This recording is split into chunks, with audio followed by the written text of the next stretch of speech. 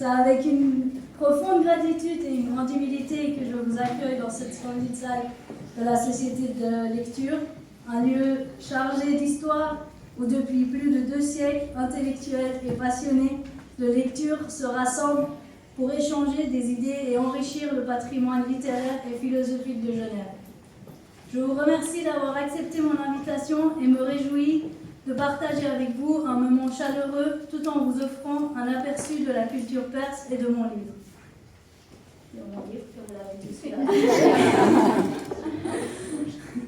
Le message central de ce livre repose sur la conviction que chacun de nous, malgré les obstacles et les différences, détient le pouvoir de provoquer un changement positif. Pour ma part, je suis convaincue que notre force et notre potentiel à bâtir un avenir meilleur pour les générations futures se trouvent précisément dans cette diversité. C'est d'ailleurs cette conviction qui m'a poussée, malgré mon inclination naturelle pour la discrétion, vous le savez tous, à faire le choix en écrivant ce livre de dévoiler pleinement ma vie et mon parcours.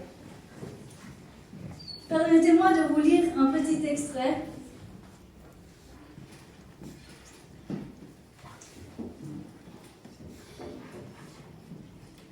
Aujourd'hui, j'écris pour raconter mon histoire, raconter mon vécu, ma vie.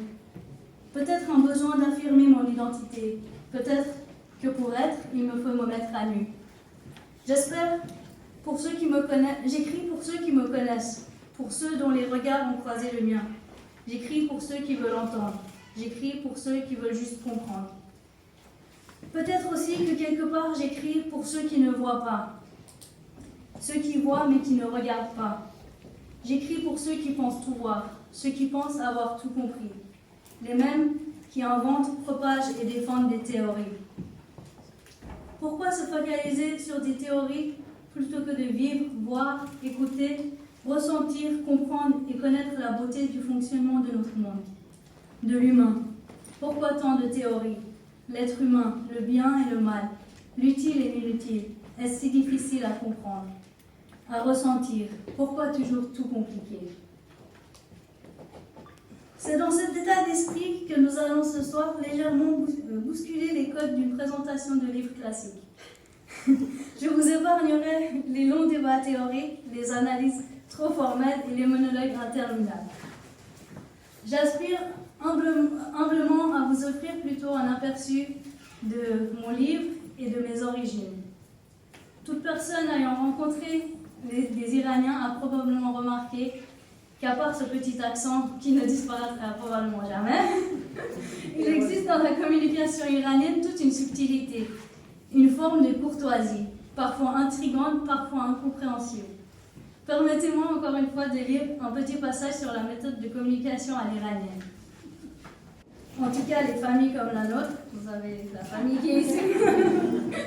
En tout cas, les familles comme la nôtre est vraiment particulière, intrigante et pas toujours compréhensible pour ceux qui ne sont pas initiés. Le respect de la hiérarchie et le respect tout court doit être préservé pour pouvoir communiquer. Toujours une distance à préserver qui se traduit dans cette phrase. Le rideau entre nous deux ne doit pas tomber. Il existe toute une série de codes et de gestes à effectuer. Ça commence généralement par une série de ce qu'on appelle des talos, forme de courtoisie iranienne, un échange de politesse vocale et gestuelle indispensable. Une manifestation de modestie, d'estime pour l'autre, pour sa personne, sa présence. Cet échange est d'une grande beauté quand il est sincère et bien placé. On peut y ressentir une richesse culturelle, la profondeur d'une hospitalité qui n'est pas feinte, l'humilité. A contrario, lorsque les talos sont uniquement formels, cela peut rapidement devenir une source d'épuisement d'énergie, surtout que ce sont souvent les plus longues. Parfois, ça ne veut juste rien dire, comme la fois où je suis allée au restaurant iranien et qu'au moment du paiement, le patron me dit « Je vous en prie, aucun prix n'égale votre présence. Cher monsieur, et si je vous prenais au mot et que je partais sans payer? Croyez-moi, madame, c'est déjà arrivé. Qu'est-ce que je peux y faire? L'éducation se perd, malheureusement. » Nous retrouver et partager un moment convivial ensemble. Mais avant cela, permettez-moi encore de vous lire un dernier petit extrait sur ma perception de l'amour et ma perception du partage. L'amour. Pour moi, la définition du mot amour est inexistante. Il est impossible de donner une réelle définition à ce mot. Le poids, la forme, l'intensité peuvent être tellement variables selon les perceptions. La notion de l'amour est à la fois l'un des éléments les plus compliqués et les plus simples à comprendre. Comme quand on a tellement d'admiration pour une fleur, sa beauté, son odeur, qu'instinctivement on l'accueille. Un sentiment paradoxal de construire un monde enivrant de son parfum, éblouissant de sa beauté et d'enclencher en même temps le compte à rebours d'une réalité qui prendra fin. Dès que mon amour prend une dimension humaine, dès qu'il s'attache à une forme, à une matière, à la terre, il laisse sur mon corps, dans mon cœur et dans mon esprit une trace indélébile.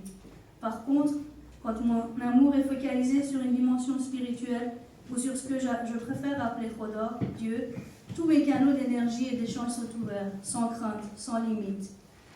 Le fait de savoir que mon âme, mon esprit, mon ADN unique est fait de Khodor de Dieu me rend plus forte, me procure une sécurité. Je n'ai pas peur, je n'ai jamais peur.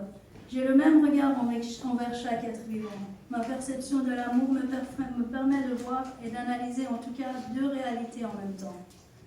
Je regarde le toi qui te présente à moi et je regarde le toi que je vois. J'essaye de comprendre le toi que tu es, communiquer avec toi, sans toi et sans moi. Percevoir qui tu es, qui que tu sois, d'où que tu viennes. Je te regarde toi, je regarde ton âme. Je laisse les portes ouvertes et je traverse les miennes, les tiennes. Je te donne le meilleur et je perçois le meilleur. Ce qui m'intéresse, c'est la transparence, c'est le poids des mots et du regard. Ce qui m'enchante, c'est l'être de l'instant. Ce qui me façonne, c'est l'ouverture de ce tunnel entre toi et moi. Aimer, ce verbe si dur à employer certaines fois, si simple à prononcer pourtant. C'est un regard, c'est un salam, c'est un bonjour, un sourire. Tout le surplus, ces quêtes sans fin, nous éloignent tellement de ces beaux instants. Malgré nos différences apparentes, nous partageons tous une humanité commune. Peu importe notre situation sociale, nos biens matériels ou notre apparence, au fond, nous sommes tous des êtres humains, unis par nos expériences partagées sur cette planète. Chacun apporte une contribution à cette mosaïque. Peu importe notre religion, nos opinions politiques ou nos origines, ce qui compte réellement est notre capacité à cultiver un profond sens de l'humanité. Pour conclure, je dois le dire, ma plus grande préoccupation lors de l'écriture était que ce récit se limite à une histoire personnelle, une autobiographie, comme il en existe tant d'autres. Peut-être un peu prétentieux, mais j'espère aujourd'hui que ces livres aspirent à être un appel à l'action pour une société qui valorise chaque voix, chaque expérience et chaque combat. En tout cas, j'espère que vous prendrez plaisir à le lire.